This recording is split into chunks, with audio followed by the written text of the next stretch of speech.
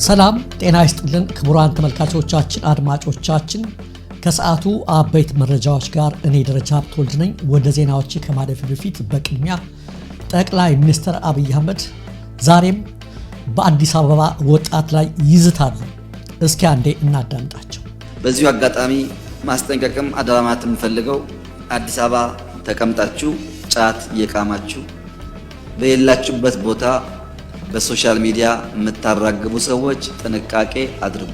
የምታውቀውን ያየኸውን የመንግስትም ጥፋት ከሆነ ግለጥ፣ ችግር የለው። የማታውቀውን ያልነበርክበትን ቦታ እስላም ነው፣ ክርስቲያን ነው፣ አማራ ነው፣ ኦሮሞ ነው እያልክ የግሩፕ ጨዋታ መጫወት ግን አስፈላጊ አይደለም። ይሄ የወጣቱን ሞራል ሁሉ የሚሰብር ንግግር ነው። በነገራችን ላይ ጫት የሚቃመው አዲስ አበባ ላይ ብቻ አይደለም። ዛሬ ጫት የማይቃምበትን ከተማ ፈልጎ ማግኘት ነው የሚከብደው። ዛሬ ለምንድን ነው የአዲስ አበባ ወጣት ጫት እየቃማችሁ ፐርፐዝ ላይ የተባለ ነገር ለማሸማቀቅ? በርካታ መረጃዎች ከአዲስ አበባ እየደረሱ ነው። ልንገራች ስለ ሙስናዎቹ፣ ስለ አድሎዎቹ፣ ስለ ዘረኝነቱ በርካታ ነገሮች ይወጡ መታገስ አቅቷቸዋል። ካሁን በፊትም ካስታወሳችሁ ነጥለው አዲስ አበባ ላይ ከፍተኛ ኦሮሞ ጠልነት አለ ነው ያሉት። ዛሬም እዛ ላይ ነው ያነጣጠሩት። ሌላው ትችቱ ከአዲስ አበባ ብቻ አይደለም። በዚህ አገዛዝ ላይ እንደውም በክልሎች ደረጃ ከትችት አልፎ የትጥቅ ትግል እየተካሄደ ነው።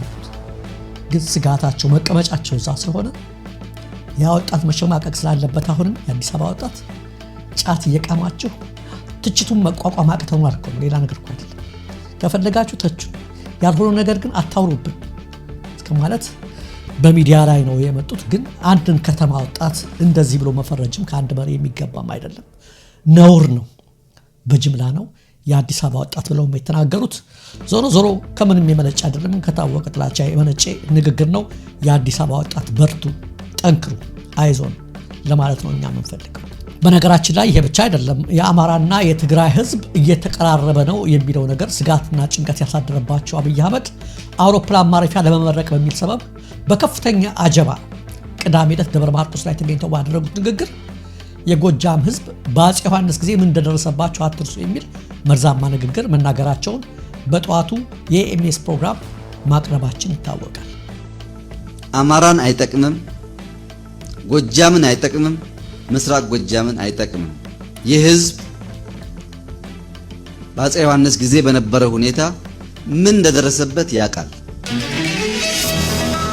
በማስከተልም አብይና ደብረ ጽዮን እጅ ለእጅ ተያይዘው 4 ሰዓታት ከተወያዩ በኋላ እኔም ከደብረ ጽዮን ጋር አውርቼ ነበር።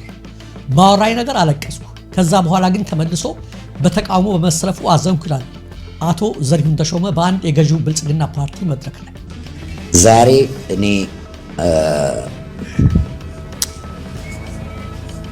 ህወሓት ስል አሁን ይከብደኛል። ብዙዎች ወዳጆቼ የነበሩ ማቃቸው ናቸው። ከፕሪቶሪያም በኋላ አግኝቻቸዋለሁ። ቅድም ጌታቸው የጠቀሰው አንደኛው ሰው ጋር 2 ቀን አብረን ቆይተናል። የከተማ ግርግር በሌለበት አንዳንዴ ማወቅ መጥፎ ነው፣ ያማል። እና እኔና ያ ሰው ጠቅላይ ሚኒስትሩ ባለበት የተገናኘነው። ከጠቅላይ ሚኒስትሩ ጋር ምንም የሚያሳሸኝ ምክንያት የለም። ለ4 ሰዓት የተጠጋ እጅ ለእጅ ተያይዘው ከሁላችንም ለብቻቸው ርቀው ወቅ አድርገው ሲያወሩ ውለው ተመልሰው መጥተው ከኔ ጋር ለማውራት እድል ነበረን እስከ ሌሊት እና እንዴት እንደደከመው እንዴት ማረፍ እንደሚፈልግ ወዘተርፈ አውርተን እምባዬ ሁሉ መጥቶ እንዴት ወደ በረሃ ከዩኒቨርሲቲ እንደሄደ ምን አውርተን ሆነስትሊ እምባዬ መጥቶ ማታ ተለያይተን በነጋታው ቅድም ጌታቸው የጠቀሰውን ሲል ደግሞ ለመታዘብ በቃ። አቶ ዘሪሁን ተሾመ በዚህ ብቻ አላቆመም። እገሌ ታማሚ ነው፣ እድሜው አጭር ነው ብሎ ደብረ ጽዮን ነግሮኛል በማለትም እንደሚከተለው ያወራል።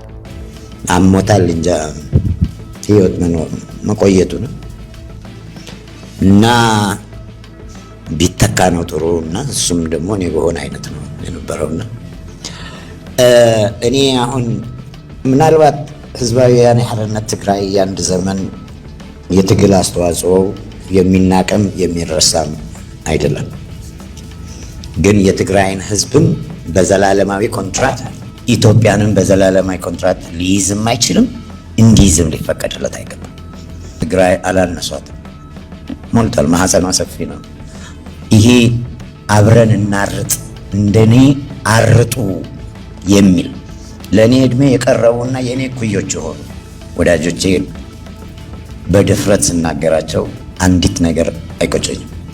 ወይዘሮ ኬሪያ ኢብራሂም ሰምሃር መለስና መሰል የህወሓት ሰዎች ህወሓትን በማውገዝ ለአብይ ፕሮፓጋንዳ እየሰሩ ባለበት በአሁኑ ወቅት የቀድሞ የህወሓት ጠበቃና ዋነኛ ጉዳይ አስፈጻሚ አቶ ዘሪሁን ተሾመም አሁን ደግሞ ማሊያውን ቀይሮ ለብልጽግና መጫወቱን ቀጥሎበታል። ኢህአዴግ ሲገባ በመለስ ዜናዊ ከአዲስ አበባ ዩኒቨርሲቲ ከተባረሩት 41 የዩኒቨርሲቲ መምህራን መካከል አንዱ ሆነውና የቀድሞ የቪኦኤ ባልደረባ የሚሚ ስብሃቱ ባል ዘሪሁን ተሾመ ወደ አባረረው ኢህአዴግ ተመልሶ ሲገባ ጊዜ እንዳልወሰደበት ሁሉ አሁንም ዛሚ የሚል ራዲዮ ጣቢያ ከፍቶ ሲሟገትለት የነበረው ህወሓት መውደቁን ሲያይ የብልጽግና ሹም ለመሆን ወራት አልፈጁበትም። እናም በአንዳንድ መድረኮች ሚዛናዊና ባለህሊና መስሎ ለመናገር ሲሞክር አብጠርጥረን በቅርበት የምናውቀው ሰዎች ሳቃችንን መቆጣጠር ይሳነናል። ዘሪሁን በዚህ ዲስኩሩ እንደሰማችሁት ደብረጽዮን ጋር ስናወራ ስለታመመ እድሜ የለውም፣ ስለዚህ እኔ ብተካ ነው የሚሻለው ብሎኛል ይላል። ሆኖም ደብረጽዮን እንደዚያ ያለው ስለ ጌታቸው ረዳ ይሁን ወይም ስለ ታደሰ ወረደ ዘሪሁን ግልጽ አላደረገው። የሆነ ሆኖ እንዲህ እንደ ዘሪሁን ያሉ የራሳቸው ባህሪ እስረኞች የሆኑ ሰዎች ከነፋሱ ጋር አብረው ከመንፈስ ውጭ ሌላ አማራጭ ስለሌላቸው በብርሃን ፍጥነት መገለባበጣቸው አይደንቀንም። ለራሱ ባህሪና ልምድ ባሪያ የሆነን ሰው አርነት ከማውጣት ይልቅ የሂማሊያን ተራራ መግፋት ይቀላል። ሌላው ከአማራ ክልል የተሰማ አንድ የብስራት መረጃ አለ። የጎንደር ፋኖ እዞች ውህደት መፈጸማቸውን ነው ያስታወቁት። ከአጋርና ከጠላት ኃይሎች ጋር ስላላቸው ግንኙነትም ቀይ መስመር ያሉትን ማስቀመጣቸውን ይፋ አድርገዋል። በአፋብን ስር የጎንደር ጠቅላይ ግዛት በላይ ዘለቀ እዝ አንድነት ለብርታት ብርታት ለአሸናፊነት በሚል መሪ ቃል ያካሄደውን የሰማዕታት አደራ አንድነት ጉባኤ መጠናቀቅና በይፋ ወደ አንድ ህዝብ መዋሃዱን በዛሬው ዕለት አስታውቋል። ሐምሌ 5 ቀን 2018 ዓ.ም በተካሄደውና ድርኳዛ በተሰኘው በዚህ ጉባኤ ቀደም ሲል በጎንደር ዞን ይንቀሳቀሱ የነበሩ ሁለት የተለያዩ እዞች ሙሉ በሙሉ መዋሃዳቸው የተበሰረ ሲሆን ንቅናቄው የሚመራባቸውንና ድርድር የማይደረግባቸውን የፖለቲካ ቀይ መስመሮችም በይፋ አስቀምጠዋል። ይህን በተመለከተ ዝርዝር መግለጫ ምናልባት በነገው ዕለት ይሰጣል ተብሎም እየተጠበቀ ይገኛል። የአውሮፓ ፓርላማ በኢትዮጵያው ጠቅላይ ሚኒስትር በአብይ አህመድ የሚደገፈው የሱዳን ፈጥኖ ደራሽ ኃይል RSF በአሸባሪነት ድርጅት እንዲፈረጅ ለአውሮፓ ህብረት ጥሪ አቀረበ። የአውሮፓ ፓርላማ በአሁኑ ወቅት በሱዳን እየተካሄደ ባለው ጦርነት በተለይም ከበባ ውስጥ በምትገኘው ኤል ኦቤይድ ከተማ ውስጥ የተፈጸሙ ጦር ወንጀሎችንና በሰብአዊነት ላይ የተፈጸሙ ወንጀሎችን በማውገዝ የአውሮፓ ህብረት የሱዳን ፈጥኖ ደራሽ ኃይልን RSFን በአሸባሪነት ድርጅት እንዲፈርጀው ጠይቀዋል። ባለፈው ሳምንት በ476 የድጋፍ ድምፅ በ28 የተቃውሞና በ96 ድምፅ ተአቅቦ በጸደቀው ውሳኔ ላይ የአውሮፓ ፓርላማ አባላት በታጣቂዎች የተፈጸሙትን ግፎች አጥብቀው የኮነኑ ሲሆን ሁሉም ወገኖች ጾታዊ ጥቃቶችንና ለረሃብ መከሰት ምክንያት የሚሆኑ ድርጊቶችን ጨምሮ በሲቪሎች ላይ የሚፈጸሙ ጥቃቶችን እንዲያቆሙ አሳስበዋል።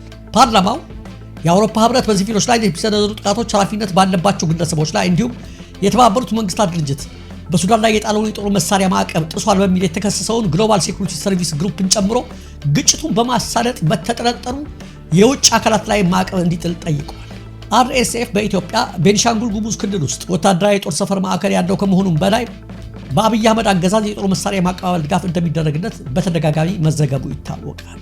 የአውሮፓ ህብረት ፓርላማ በተፈጸሙት የጦር ወንጀሎች ላይ ገለልተኛ ምርመራ እንዲደረግ የጠየቀ ሲሆን ተጠያቂነትን ለማረጋገጥ የዓለም አቀፉ የወንጀለኞች ፍርድ ቤት ICC የዳኝነት ስልጣኑን በመላው ሱዳን እንዲያሰፋም ጠይቀዋል። የተባበሩት መንግስታት ድርጅት የሱዳን ዓለም አቀፍ እውነታ አውጭ ተልዕኮ ቀደም ሲል በኤልፋሽር ላይ በተፈጸመው ጥቃት ወቅት የተፈጸሙ ግፎች የዘር ማጥፋት ወንጀል ምልክቶች አሏቸው ማለቱ ይታወሳል። ህወሓት ባዶ ከሆነ በየቀኑ እሱን እያነሱ መቃዠት ምን አመጣው ሲሉ አቶ አማኑኤል አሰፋ ገለጹ። የህወሓት ምክትል ሊቀመንበር አቶ አማኑኤል አሰፋ ባሰፈሩት መልእክት የኢትዮጵያ መንግስት በድርጅቱ ላይ እያካሄደ ነው ያሉትን የሚዲያና የፖለቲካ ዘመቻ በጽኑ አውግዘዋል። አቶ አማኑኤል አሰፋ መንግስትና የተለያዩ አካላት በየመድረኩ ስለ ህወሓት መዳከም የሚሰጡትን መግለጫዎች በመጥቀስ ድርጅቱ ማህበራዊ መሰረት የሌለውና የፈረሰ አካል ነው ተብሎ የሚነገር ከሆነ በየዕለቱ ስሙን በተለያዩ መድረኮች ማንሳት እንደማያስፈልግ በመልእክታቸው አስፍረዋል። ምክትል ሊቀመንበሩ አክለው ህወሓት ከሌለ ማህበራዊ መሰረት ከሌለውና ቀፎ ከሆነ ታዲያ በፓርላማ በየስብሰባው በየአደባባዩና በየስልጠናው በየቀኑ መጥተው ህወሓትን እያነሱ መቃዠትን ምን አመጣው ሲሉ ጠይቀዋል። ድርጅታቸው አሁንም ያለው ተሰሚነትና ክብደት ከፍተኛ በመሆኑ መንግስታዊ ተቋማት በየዕለቱ የትኩረት አጀንዳ እንዳደረጉት ለማመላከትም በሞተ አካል ላይ ማንም ድንጋይ አይወረውርም የሚለውን አባባል በምሳሌነት ጠቅሰዋል።